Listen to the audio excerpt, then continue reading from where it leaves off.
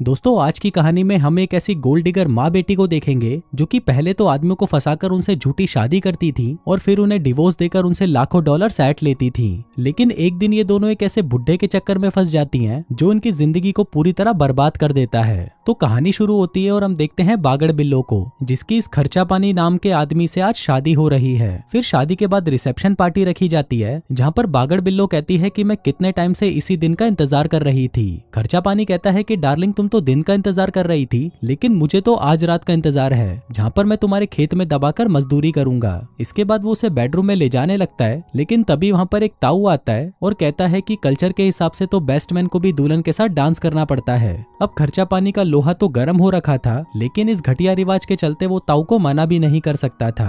आगे 6 घंटे बीत जाते हैं और खर्चा पानी का खोपड़ा खराब होने लगता है क्योंकि उसकी पत्नी अभी तक अलग अलग आदमियों के साथ डांस कर रही थी। आगे जब उससे रहा नहीं जाता तो वो बागड़ बिल्लो के पास जाकर कहता है कि तुम ये क्या कर रही हो, ये तो वेटर है। जिसके बाद वो उसे वहां से उठाकर बेडरूम की तरफ ले जाने लगता है क्योंकि जब थरक की सीमा पार हो जाती है तो अच्छे से अच्छा आदमी भी कुत्ता बन जाता है। खर्चा पानी दरवाजा तोड़कर अंदर आता है और किसी भूखे नंगे भेड़िए की तरह बागड़ बिल्लो पर टूट पड़ता है, लेकिन बागड़ बिल्लो उसे रोकते हुए कहती है कि इतनी भी क्या जल्दी है, अभी तो पूरी रात बाकी है। जिसके बाद वो बेड पर जाकर लेट जाती है और कहती है कि जल्दी से मेरे अंदर समा जाओ। खर्चा पानी भी एक्साइटमेंट में उसके सारे कपड़े फाड़ देता है और उसके खेत में मजदूरी करने के लिए अपने औजार को तैयार करता है। लेकिन इससे पहले कि वो अंदर एंट्री करता, वो देखता है कि बागड़ बिल्लो तो खराटे ले रही थी। अब ये देखकर खर्चा पानी का दिमाग खराब हो जाता है और वो बर्फ के पानी से भरे हुए जग को उस पर फेंकने की सोचता है, पर क्योंकि वो बागड़ बिल्लो से सच्चा वाला प्यार करता था इसलिए वो उस पानी को अपने हथियार पर डाल लेता है ताकि उसका हथियार ठंडा हो जाए। अब सुबह हो जाती है, लेकिन खर्चा पानी वहीं पर बैठा बागड़ बिल्लो को घूरता रहता है।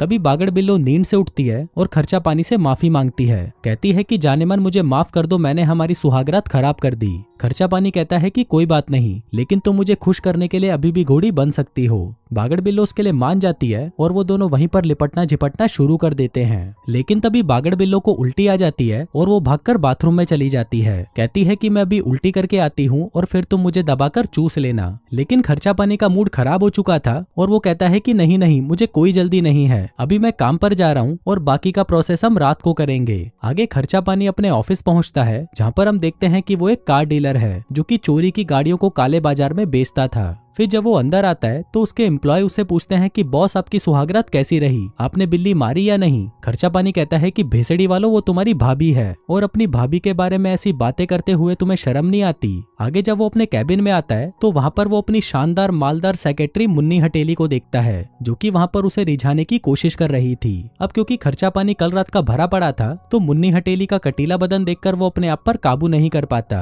अब क्योंकि चीजें बर्दाश्त से बाहर हो चुकी थी तो खर्चा पानी किसी कुत्ते की तरह मुन्नी हटेली पर टूट पड़ता है और उसे दबाकर चूसने लगता है। अब पहले तो मुन्नी हटेली उसे मना कर देती है, लेकिन फिर वो भी उसके साथ लिपट जाती है और वहीं पर उसके गन्ने का रस निकालने लगती है। लेकिन कार्यक्रम के आगे बढ़ने से पहले ही वहाँ पर उसकी वाइफ आ जाती है। खर्चा पानी मुन्नी हटेली से कहता है कि जल्दी यहाँ से निकलो, लेकिन मुन्नी हटेली के बाल उसकी जिप में फंस गए थे। तभी बागड़ बिल्लो भी अंदर आ जाती है और कहती है कि चलो जानेमन यहीं पर ही शुरू हो जाते हैं। खर्चा पानी कहता है कि तुम मुझे बस 5 मिनट दो, मैं कुछ जरूरी काम निपटाकर तुम्हें वापस बुलाता हूँ। अब बागड़ बिल्लो के जाते ही वो मुन्नी हटेली को छुड़ाने की कोशिश करता है, लेकिन तभी बागड़ बिल्लो वहाँ पर वापस आ जाती है और मुन्नी हटेली को उसका हथियार चूसते हुए देख लेती है। कहती है कि हमारी शादी को 17 घंटे भी नहीं हुए और तुम किसी दूसरी लड़की की लेने में भी लग गए। जिसके बाद वो उसकी वेडिंग रिंग वहीं फेंक कर चली जाती है। आगे सीन शिफ्ट होता है और हम देखते हैं कि बागड़ बिल्लो खर्चा पानी से तलाक ले लेती है, जिसमें वो खर्चा पानी से $3 लाख और एक मर्सिडीज कार मांगती है। अब खर्चा पानी भी जानता था कि ये सब उसी की गलती थी, इसलिए वो बागड़ बिल्लो को सब कुछ देने के लिए तैयार हो जाता है। आगे बागड़ बिल्लो सारे पैसे और कार लेकर वहाँ से निकल जाती है और एक पेट्रोल पंप पर आकर रुक जाती है। इसी दौरान वहाँ पर एक टैक्सी आकर रुकती है जिसमें से बाहर निकलती है मुन्नी हटेली और यहाँ पर हमें पता चलता है कि ये मुन्नी हटेली बागड़ बिल्लो की बेटी है।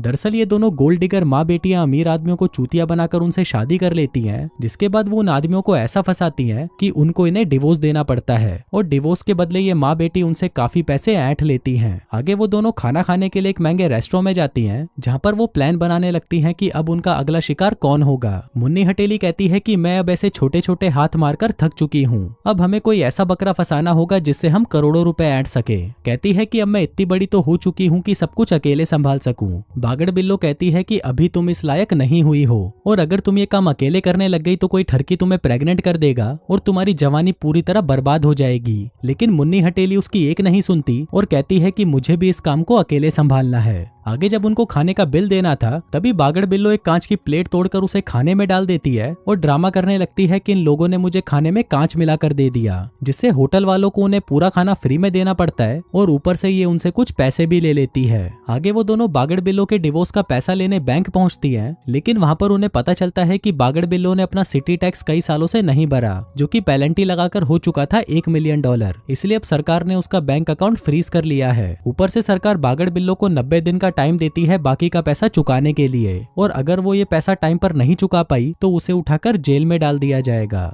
आगे हम देखते हैं कि उन दोनों के पास बस $1500 ही बचे थे, लेकिन उन्हें कैसे भी करके 90 दिनों के अंदर टैक्स का पैसा चुकाना ही था। इसलिए मुन्नी हटेली ना चाहते हुए भी बागड़ बिल्लो के साथ एक और घपला करने के लिए तैयार हो जाती है। कहती है कि ये आखिरी बार है, हमें एक ऐसा मुर्गा फंसाना होगा जिससे हमें इतने पैसे मिले कि टैक्स चुकाने के बाद भी हम पूरी जिंदगी मजे से निकाल सकें। लेकिन प्रॉब्लम तो ये थी कि इतना बड़ा अमीर आदमी मिले कहाँ पर, जो कि अमीर के साथ साथ ठरकी भी होना चाहिए। इसलिए वो दोनों शहर के सबसे महंगे 5 स्टार होटल में पहुंच जाती हैं ताकि वहां पर वो किसी करोड़पति को फंसा सके। लेकिन सिर्फ जेब में $1500 लेकर इनको इस होटल में हजारों का कमरा कैसे मिलता। तभी बागड़ बिल्लो अपना खुराफाती दिमाग चलाती है और वो जानबूझकर मुन्नी हटेली को फर्श पर गिरा देती है, जिस दौरान वो वहां पर कुछ पानी डाल देती है ताकि वो होटल वालों की गलती निकाल सके कि उनकी ही लापरवाही से उसकी बेटी फिसलकर गिर गई। तभी मुन्नी हटेली भी पैर टूटने का नाटक करने लगती है, जिससे होटल वालों को अब ना चाहते हुए भी उसका पैर ठीक होने तक उन्हें यहाँ पर फ्री में एक रूम देना पड़ता है। आगे वो दोनों बोट लेकर निकल पड़ती हैं और रास्ते में बड़े बड़े अमीर लोगों के घरों में झांकने लगती हैं, क्योंकि उन्हें अब अमीर के साथ साथ एक बुढ़े आदमी को पटाना था ताकि उसके मरते ही उनकी सारी जायदाद इन कमीनियों के नाम हो जाए। अब पहले तो वो एक 50 साल के डॉक्टर को देखते हैं जो कि अपनी माँ के साथ रहता था, लेकिन बागड़ बिल्लो मना कर देती है और कहती है कि इसका पिछवाड़ा तो अभी भी इसकी माँ ही धोती होगी, इसलिए ये तो हमसे फंसने वाला नहीं है। इसके बाद वो एक दूसरे करोड़पति को देखती है जिसके शौक कुछ ज्यादा ही नवाबी थे, मतलब कि इसको 3-4 लड़कियों की साथ में लेने का शौक था। मुन्नी हटेली कहती है कि नहीं, मैं नहीं चाहती कि ये हम दोनों की साथ में ले। आगे वो एक और करोड़पति को देखती हैं जिसका नाम होता है दिल का दौरा, और ये बुढ़ा दिन भर सिर्फ सिगरेट पीता रहता था और खांसता रहता था, मतलब कि कभी भी इसका ऊपर का टिकट कट सकता था। बागड़ बिल्लो कहती है कि ये हमारे प्लान के लिए बिल्कुल परफेक्ट रहेगा। मुन्नी हटेली कहती है कि नहीं यार, मैं इसका मुंह में तो नहीं लेने वाली। बागड़ बिल्लो कहती है कि पैसों के लिए तो सब कुछ करना पड़ता है। आगे अब वो दोनों अपना काम शुरू कर देती हैं, जहाँ पर वो दिल के दौरे का पीछा करने लगती हैं, जो कि एक बहुत बड़े ऑक्शन में आया था। तभी मुन्नी हटेली चालाकी से उसकी कार की चाबी उठा लेती है और उसकी कार में जाकर उसके ब्रेक वायर और उसके मोबाइल फोन को खराब कर देती है। उधर दूसरी तरफ बागड़ बिल्लो भी उस ऑक्शन में पहुंच जाती है और उस बुड्ढे की ही पास वाली सीट पर जाकर बैठ जाती है ताकि वो उस बुड्ढे से दोस्ती कर सके। वहीं बाहर जब मुन्नी हटेली अपनी माँ का वेट कर रही थी तभी उसकी नजर उस डॉक्टर पर पड़ती है जो कि अकेला कहीं पर जा रहा था। अब उसको देखकर मुन्नी हटेली को एक आइडिया आता है कि अगर वो अकेली ही इस डॉक्टर को पटा लेगी तो उसे उस बुड्ढे का मुंह में नहीं लेना पड़ेगा, इसलिए वो भी उस डॉक्टर का पीछा करने लगती है। मुन्नी हटेली देखती है कि वो डॉक्टर एक लोकल बार में आया होता है, इसलिए वो भी अपने उछलते हुए संतरों को लेकर वहां पर उसका इंतजार करने लगती है। तभी उसके पास बबलू बकैती नाम का एक लड़का आता है और उससे पूछता है कि क्या मैं आपके लिए ड्रिंक ला सकता हूँ। लेकिन इस बात पर मुन्नी हटेली भड़क जाती है, कहती है कि तुम जैसे लोगों को क्या लगता है, तुम मुझे फ्री में ड्रिंक पिलाओगे और बदले में मैं तुम्हारे लिए घोड़ी बन जाऊंगी। तुझे पता भी है मैं कौन हूँ और तेरी औकात ही क्या है मुझसे आकर बात करने की, तू साला है कौन। बबलू बकैती कहता है कि मैं तो यहाँ पर बार टेंडर हूँ और यही मेरा काम है। अब मुन्नी हटेली को लगता है कि शायद उसने उसे कुछ ज्यादा ही सुना दिया, इसलिए वो अपने लिए एक ड्रिंक ऑर्डर कर लेती है। वहीं दूसरी तरफ ऑक्शन में सभी लोग चीजों पर ऊंची ऊंची बोली लगा रहे थे, जिस दौरान बागड़ बिल्लो भी फेंकने के लिए एक सड़ी हुई मूर्ति पर 1,70,000 की बोली लगा देती है। अब उसे लग रहा था कि दिल का दौरा उससे ऊंची बोली लगाएगा, लेकिन तभी अचानक उसे दौरा पड़ जाता है और वो मूर्ति 1,70,000 की बागड़ बिल्लो के सर पर आ जाती है। उधर दूसरी तरफ वो डॉक्टर भी वहां पर आ जाता है, जिसके सामने मुन्नी हटेली ड्रामा करने लगती है जैसे कि उसके गले में कुछ फंस गया हो ताकि डॉक्टर आकर उसे बचा ले। लेकिन उस चूते डॉक्टर का तो सारा ध्यान अपनी माँ पर ही था। मुन्नी हटेली सोचती है कि ये तो सच में माँ का लाडला है, पर इसी दौरान सच्ची मुच्ची खाना उसके गले में फंस जाता है। लेकिन तभी पीछे से बबलू बकैती आता है और उसे दे झटके पे झटका देकर उसके मुंह से खाना बाहर निकाल देता है। लेकिन वो खाना सीधा जाकर डॉक्टर की आंख पर लगता है और वो रोता हुआ वहां से चला जाता है। अब क्योंकि बबलू बकैती ने मुन्नी हटेली का प्लान बर्बाद कर दिया था, इसलिए वो बबलू बकैती को चूतिया बोलकर वहां से चली जाती है। उधर ऑक्शन में बागड़ बिल्लो ने जो $1,70,000 की मूर्ति खरीदी थी, वो ऑक्शन वाले उस मूर्ति को बागड़ बिल्लो की कार में लोड करवाने जा रहे होते हैं। लेकिन इसी दौरान बागड़ बिल्लो एक आदमी को रिझाने लगती है, जिससे उस आदमी का ध्यान भटक जाता है और उस मूर्ति का एक हिस्सा टूट जाता है। अब ये देखकर बागड़ बिल्लो वहां पर ड्रामे करना शुरू कर देती है और टूटी हुई मूर्ति को लेने से मना कर देती है। वहीं दिल का दौरा भी ऑक्शन से निकल चुका था, इसलिए मुन्नी हटेली जल्दी से वहां से निकलकर बीच रास्ते में गाड़ी रोकती है और सड़क के बीचों बीच कांटे बिछा देती है, ताकि दिल के दौरे की गाड़ी खराब हो जाए और ये लोग उसकी मदद के बहाने उससे दोस्ती कर सकें। लेकिन तभी वहां पर बुड्ढे की जगह बबलू बकैती आ जाता है और उसकी कार पंचर होकर एक पेड़ से जाकर ठुक जाती है। मुन्नी हटेली उसके पास आती है और उसे कहती है कि तुम मेरा पीछा क्यों कर रहे हो। तभी बबलू बकैती उसे उसका पर्स लाकर देता है और कहता है कि तुम इसे बार में भूल आई थी। इसी दौरान वहां पर दिल का दौरा भी पहुंच जाता है, पर तभी मुन्नी हटेली बबलू बकैती को धक्का देकर जंगल में फेंक देती है और खुद भी उसके साथ कूद जाती है। वहीं दिल के दौरे की कार भी पंचर होकर रुक जाती है और जब वो फोन करके मदद बुलाने की कोशिश करता है तो उसका फोन भी खराब होता है। तभी प्लान के मुताबिक बागड़ बिल्लो वहां पर उसकी मदद करने पहुंच जाती है, लेकिन तभी उसकी कार भी पंचर हो जाती है और वो दिल के दौरे की कार से जाकर टकरा जाती है। बागड़ बिल्लो बाहर आती है और दिल के दौरे से पूछती है कि क्या मैं आपकी कुछ मदद कर दूं। दिल का दौरा कहता है कि नहीं, अभी यहाँ पर पुलिस आकर सब कुछ संभाल लेगी। लेकिन तभी बागड़ बिल्लो जोर से उसके सर पर मारती है और कहती है कि शायद आपको दौरे पड़ रहे हैं, इसलिए मैं आपको हॉस्पिटल ले चलती हूँ। जिसके बाद वो उसे अपनी कार में बिठाकर हॉस्पिटल ले जाती है। फिर अगली सुबह मुन्नी हटेली बबलू बकैती के पास आती है और उसे कहती है कि अबे चूतिए, तू कल मेरा पर्स लेकर भाग गया। बबलू बकैती कहता है कि तूने मुझे जंगल में धक्का दिया और फिर वहाँ से भाग गई। मुन्नी हटेली कहती है कि तुम यहाँ पर नौकर हो तो अपनी औकात में रहो। इसी दौरान वहाँ पर एक वेट्रेस आती है और मुन्नी हटेली से कहती है कि ये कोई नौकर नहीं बल्कि यहाँ का मालिक है। अब ये सुनकर वो गोल्ड डिगर खुश हो जाती है और चुपचाप वहाँ से चली जाती है। उधर बागड़ बिल्लो दिल के दौरे को देखने हॉस्पिटल पहुंचती है, जहां पर वो इस हालत में भी सिगरेट फूंक रहा था। आगे वो उसे रिझाने लगती है और ऐसा दिखाती है जैसे कि उसे इस बुड्ढे की कितनी फिक्र हो। अब दिल का दौरा भी उसकी अदाओं पर फ्लैट हो जाता है और उसे आज रात को अपने साथ डिनर पर चलने के लिए पूछता है। वहीं दूसरी तरफ मुन्नी हटेली को भी उसका शिकार मिल चुका था, इसलिए वो बबलू बकैती का पीछा करने लगती है ताकि वो उसे अपनी जाल में फंसा ले।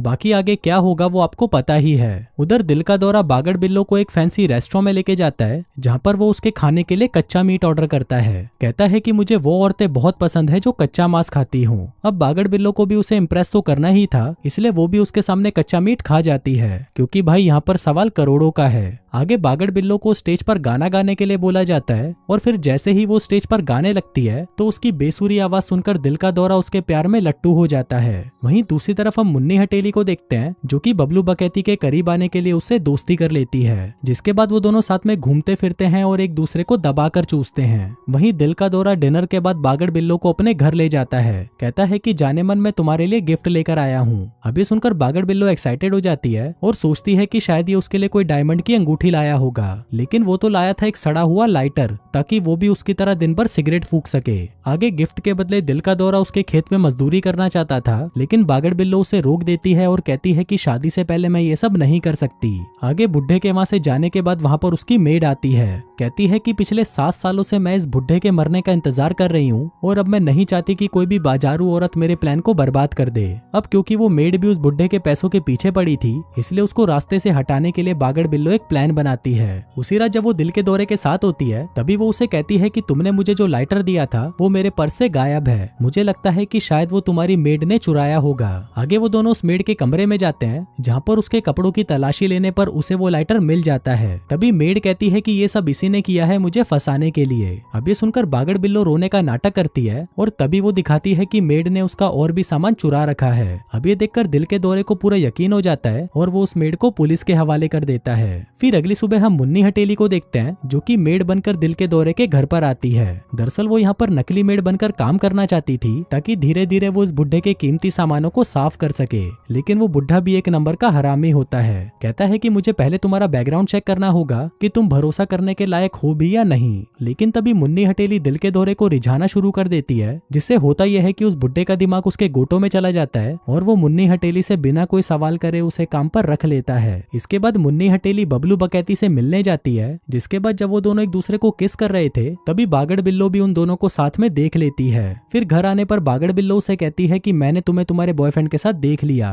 मुन्नी हटेली कहती है कि वो मेरा बॉयफ्रेंड नहीं है, वो एक बार का मालिक है जिसकी कीमत $3 मिलियन है और मैं उससे वो सारे पैसे उड़ा लूंगी। बागड़ बिल्लो कहती है कि अभी तुम इस काम के लिए तैयार नहीं हो। मुन्नी हटेली कहती है कि मैं प्रोफेशनल हूँ और मैं आपको ये साबित करके दिखाऊंगी। फिर उसी रात हम सुट्टेबाज दिल के दौरे को देखते हैं जो कि बागड़ बिल्लो के घर पर आता है। कहता है कि डार्लिंग तुम्हारे लिए एक सरप्राइज है। और तभी हम देखते हैं कि वो उसके लिए वही 8 पीस लेकर आता है जो उस दिन वो उस ऑक्शन से नहीं खरीद पाई थी। दिल का दौरा कहता है कि मैं तुम्हारे लिए तुम्हारी पसंद की चीज लाया हूँ, अब तुम जल्दी से मुझे मेरी पसंद की चीज दे दो, यानी कि अपनी गुलाबी। अभी सुनकर बागड़ बिल्लो फिर से नाटक करने लगती है और कहती है कि मेरा टूरिस्ट वीजा खत्म हो चुका है और मैं कल अपने देश युगांडा वापस जा रही हूँ। कहती है कि कल मैं अपना मैदान साफ करके तुम्हारे पास आने ही वाली थी, पर आज ही मुझे ये नोटिस मिला कि मुझे कल ही वापस जाना है। दिल का दौरा कहता है कि ये तो बहुत ही बुरा हुआ क्योंकि मैं तो तुमसे शादी के लिए पूछने वाला था। अब वो रिंग देखते ही बागड़ बिल्लो पलट जाती है और कहती है कि वैसे तो मैं एक विदेशी हूँ, पर अगर तुम मुझसे शादी कर लेते हो तो मैं हमेशा तुम्हारे साथ यहीं पर रहूंगी। अभी सुनकर बुड्ढा खुश हो जाता है और उससे शादी के लिए पूछने लगता है, जिस पर बागड़ बिल्लो भी उसे हाँ कर देती है। वहीं दूसरी तरफ मुन्नी हटेली को लगने लगता है कि शायद उसे सच में बबलू बकैती से प्यार हो गया है, लेकिन किसी से प्यार करना उनके बिजनेस के लिए सही नहीं था, इसलिए वो बबलू बकैती से माफी मांगकर वहाँ से चली जाती है। वहीं घर पर दिल का दौरा भी अपने कपड़े उतारकर तैयार हो जाता है। कहता है कि जाने मन आज रात हम दोनों की आत्माओं का मिलन होगा। बागड़ बिल्लो कहती है कि अभी नहीं, मैं शादी से पहले ये सब नहीं कर सकती। दिल का दौरा कहता है कि तुमने शादी के लिए हाँ तो कर दी है ना, अभी हम मजदूरी कर लेते हैं, बाकी की फॉर्मेलिटी कल कर लेंगे। अब दिल का दौरा उसकी लेने ही वाला था कि तभी उसे दौरा पड़ता है और वो वहीं पर टपक जाता है। इसी दौरान मुन्नी हटेली भी वहाँ पर पहुंच जाती है और वो दोनों सोचने लगते हैं कि वो कैसे उसकी बॉडी को ठिकाने लगाएं। जिसके बाद वो उसकी बॉडी को उठाकर बालकनी में आते हैं और उसे 10वीं मंजिल से नीचे फेंक देते हैं। आगे वो दोनों वहाँ से निकलने ही वाले थे कि तभी वो देखते हैं कि खर्चा पानी भी उन्हें ढूंढता हुआ वहाँ पर पहुंच जाता है। वो बागड़ बिल्लो से माफी मांगता है और कहता है कि मुझे एक मौका और दो और प्लीज मुझसे फिर से शादी कर लो। अब बागड़ बिल्लो को पता था कि ये आदमी कुत्ते के बालों में लगे दीमक की तरह है, जो अगर एक बार चिपक गया तो इतनी आसानी से छोड़ने नहीं वाला। इसलिए वो उससे पीछा छुड़वाने के लिए खर्चा पानी को उसके रूम में इंतजार करने को कहती है। जिसके बाद वो दोनों दिल के दौरे की बॉडी उठाकर उसे कार में डालते हैं और उसे वापस उसके घर ले जाते हैं, ताकि सबको ये लगे कि उसकी मौत घर पर ही हुई थी। लेकिन इसी दौरान वहाँ पर खर्चा पानी भी पहुंच जाता है और उसे पता चल जाता है कि मुन्नी हटेली और बागड़ बिल्लो माँ बेटी हैं और इन दोनों ने मिलकर उसका बड़ा वाला काटा है। साथ ही उसे ये भी पता चल जाता है कि ये इस बुड्ढे का भी काटने वाली थी,